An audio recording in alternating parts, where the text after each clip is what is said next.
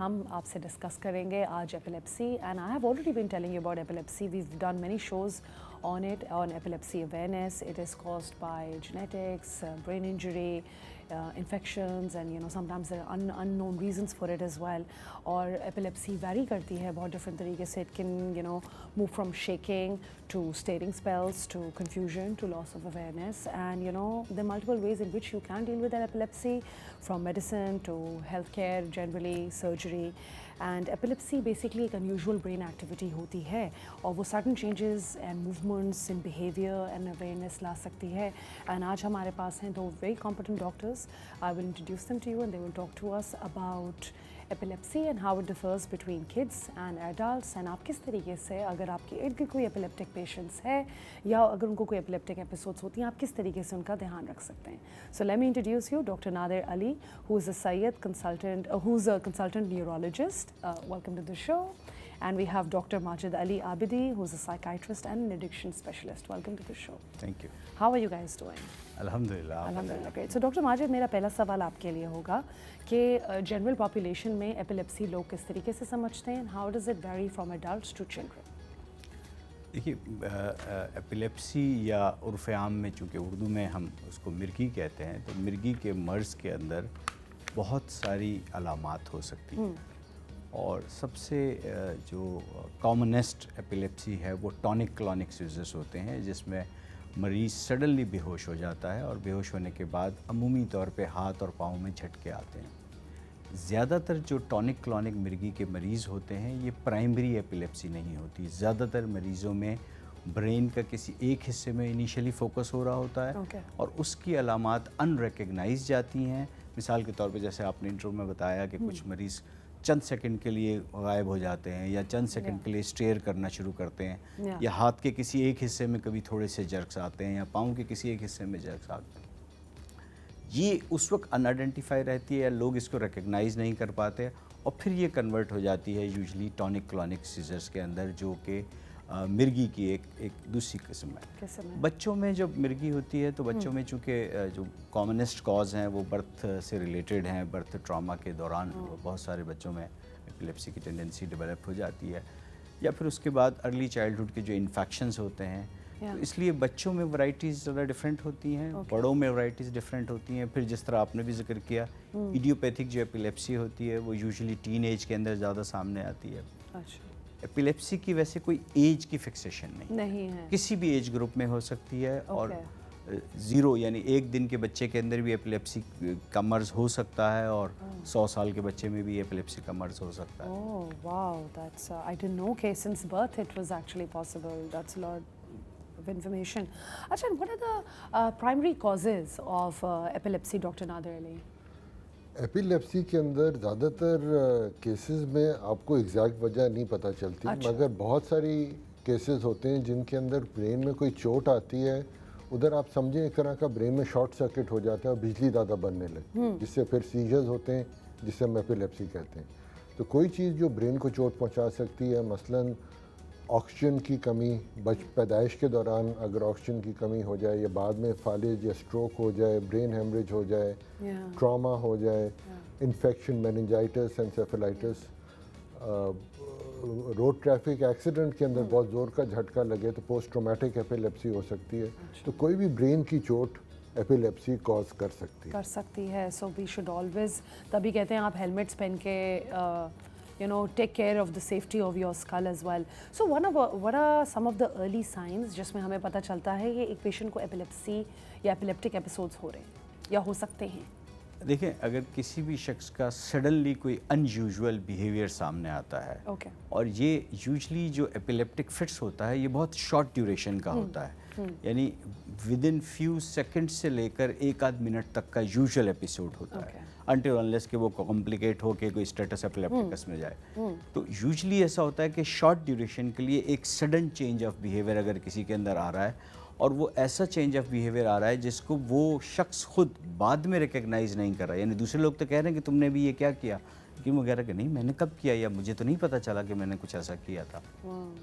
ये usually initial अलामात होती हैं कि ब्रेन के किसी एक हिस्से में इलेक्ट्रिकल एक्टिविटी जनरेट हो गई है. اسی طرح سے جسم کے کسی حصے کے اندر یہ جو ہمارے مسلس ہیں یا ہمارے گوشت ہے، اگر یہ سڈنلی پھڑپھڑا رہے ہیں یا بہت زیادہ پھڑپڑاتے ہیں کہ کسی ایک حصے کا، کبھی آنکھ کے اوپر والے یا ہاتھ کا کوئی ایک حصے کا، تو یہ بھی ایک انیشیل علامت ہو سکتی ہے کہ برین کے کسی ایک چھوٹے سے حصے میں الیکٹریکل ایکٹیویٹی جنریٹ ہوئی ہے. اور گریجولی ایسا ہوتا ہے کہ جب اس طرح کی علامات کو نیگلیجنس کیا جاتا ہے اور پھر وہ گریجولی بڑھتی ہے تو یہ پھر ٹونک کلونک ایپیلیپسی یا گرینڈ مال سیزرز کے اندر کنورٹ ہو جاتی ہے. Oh wow, so I mean I think آپ سب لوگ جو آڈینس میں یہ دیکھ رہے ہیں, please keep a very close eye on people around you as well. In many cases in Pakistan I've also seen there's a lot of taboo as well کہ نہیں کچھ بھی نہیں and they tend to ignore it as well. You know, having a best friend who suffered through epilepsy, she had a lot of challenges in school back in the day, so I think that's important. And you know, Dr. Nadir, آپ کے لیے کہ کون سے diagnostic tests ہوتے ہیں and for people who are actually in schools as well who are afraid to participate, تو short وے ہم کس طریقے سے لوگوں کو ارد گرد گائیڈ کر سکتے ہیں کہ سیویریٹی کیا ہے سیجر کی اور کس طریقے سے آپ پہچان سکتے ہیں کہ سیجر ہو رہا ہے؟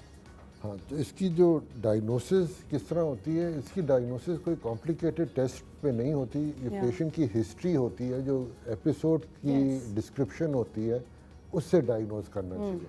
انفیکٹ جو پیشنٹ یا پیشنٹ کے فیملی والے بتاتے ہیں کہ وہ ایپیسوڈ سے پہلے کیا ہوا, اس کے دوران کیا ہوا اور اس کے بعد کیا ہوا, اور ان چیزوں کو ہم ملا کے پھر ڈیسائیڈ کرتے ہیں ایپیلیپسی ہے یا نہیں. انفیکٹ ایپیلیپسی کو کبھی ٹیسٹوں پہ نہیں ڈائگنوز کرنا چاہیے, اس طرح غلطیاں ہوتی ہیں. اچھا, اور ایک دفعہ آپ سسپیکٹ کرتے ہیں تو کچھ ٹیسٹس ہوتے ہیں, کچھ بجلی میجر کرنے کے ٹیسٹس ہوتے ہیں.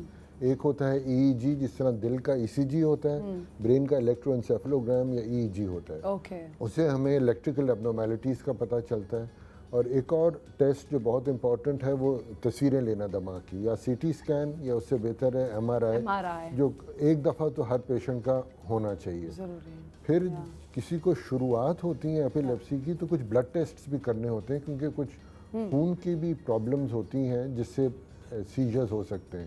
مثلا نمکیات کی پرابلمز, یا شوگر اگر ایک دم سے کم ہو جائے, شوگر کم ہونے سے بھی سیجر ہو سکتا ہے. ایپیلیپسی نہیں بٹ سیجر ہو سکتا ہے. تو یہ ساری چیزیں چیک کریں. سو ہاؤ کین یو ٹیل کہ یہ ڈائبٹیز کی وجہ سے سیجر ہوا ہے, not epileptic seizure, how can you tell? ہاں, تو جو ایپیلیپسی ہوتی ہے اس کے اندر بار بار خود سے سیجرز ہوتے ہیں. جو ڈائبٹیز کے اندر سیجرز ہوتے ہیں جب شوگر گرتی ہے, شوگر 60 سے نیچے ہو جائے تب سیجر ٹریگر ہوتا ہے.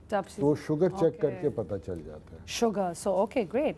اچھا, so you know doctor Majid, اب آپ کے لیے سوال ہے کہ بیسکلی کون سی نئی ایمرجنگ تھراپیز ہیں یا کون سے ویز ہیں in which we can curtail epileptic episodes and treat it? سب سے پہلے جو تھراپی شاید ہمارے ملک میں چاہیے وہ تو ہے ڈی اسٹگمیٹائزیشن. سب سے پہلے تو یہ سمجھنا چاہیے کہ مرگی ایک بیماری ہے جو قابل علاج مرض ہے. بدقسمتی سے جب مرگی کے دورے لوگوں کو پڑتے ہیں تو ہمارے ملک میں کہیں وہ روحانی علاج کی کہانی شروع ہو جاتی ہے, کہیں جن اور جادو اور اثرات, اور وہ اتنے سارے مس بلیوز ہیں کہ جس کی وجہ سے علاج میں ہرڈل آتا ہے. میں پچھلے ہفتے ایک پیشنٹ ایسا دیکھا ہے کراچی شہر کا کہ مرگی کا مریض 16 سال سے مرگی ہے اور پہلی دفعہ کسی ڈاکٹر کے پاس پہنچے ہیں. وہ اب یہ کتنا بڑا, اور 16 سال بعد بھی نوبت کیسے آئی؟ وہ بھی ایسے کہ کسی نے بار بار ان کو سمجھایا اور کہا کہ نہیں یہ بیماری ہے, علاج کرائیے, بیماری علاج کرائیے. اور ان کو سمجھانے والے بھی کراچی کے نزدیک ایک بہت مشہور مزار ہے, وہاں سے ان کو سمجھا کے کسی نے بھیجا تھا, کیونکہ یہ وہاں بھی کسی طرح کے روحانی علاج, اور وہاں پہ بھی کتنے آئے ہوں گے تب انہیں انڈرسٹینڈ کیا. اور وہ یعنی اب سب سے بڑا مجھے ایسا لگتا ہے کہ مرگی کے علاج میں ہمارے یہاں پہلے تو اسٹگمیٹائزیشن اور اویئرنیس ہونی چاہیے کہ یہ اسٹگما جو ایپیلیپسی سے اٹیچڈ ہوا ہے وہ نکلے یہاں سے. جو ماڈرن علاج کی آپ نے بات کی ہے, ایک زمانے میں مرگی کی دوائیاں ایسی ہوا کرتی تھیں کہ مرگی کے یعنی دورے تو کنٹرول ہو جاتے تھے لیکن ساتھ میں ان میں بہت زیادہ سائیڈ ایفیکٹس بھی ہوا کرتے تھے.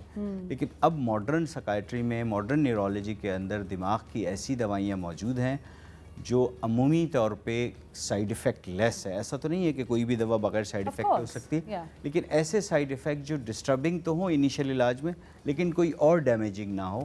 اور ایک سے ایک بہتر دوا موجود ہے کہ ایسے مریض بھی جن کی ایپیلیپسی پہلے ایک دوائیوں پہ کنٹرول نہیں ہوتی تھی, اب اس ماڈرن دوائیاں ایسی موجود ہیں کہ بہت آرام سے ایپیلیپسی اور مرگی کا مرض کنٹرول ہو جاتا ہے. Great. And you know, will these medicines work for cases when we have seizure clusters as well?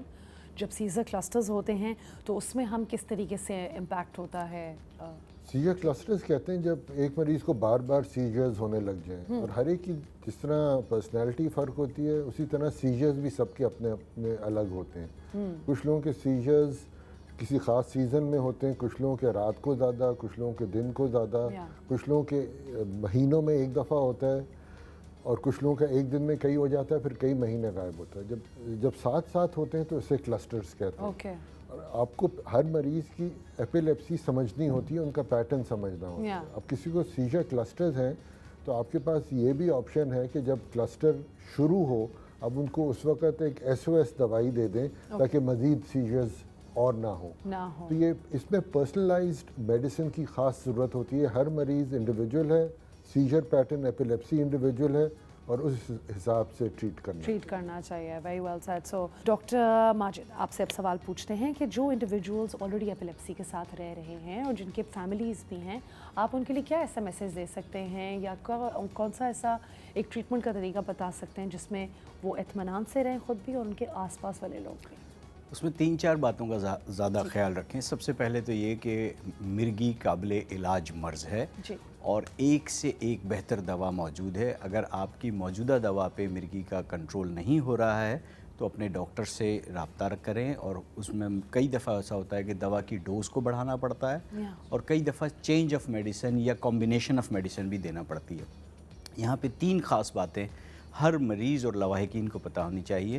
مرگی کی اکثر دوائیاں 12 گھنٹے کے ہاف لائف ہوتا ہے، یعنی 12 گھنٹے بعد اس دوا کو ریپیٹ کرنا ہوتا ہے. اس لیے دوا کے وقت کا ضرور خیال رکھیں کہ مرگی کی دوا کو اگر صبح 9 اور رات 9 یا صبح 8 یا رات 8 اپنے ٹائم یا اپنے شیڈیول، کام، جاب یا اسٹوڈنٹ ہے تو پڑھائی کے حساب سے فکس کر لیں تو ایفیکٹونیس دوا کی بڑھ جاتی ہے.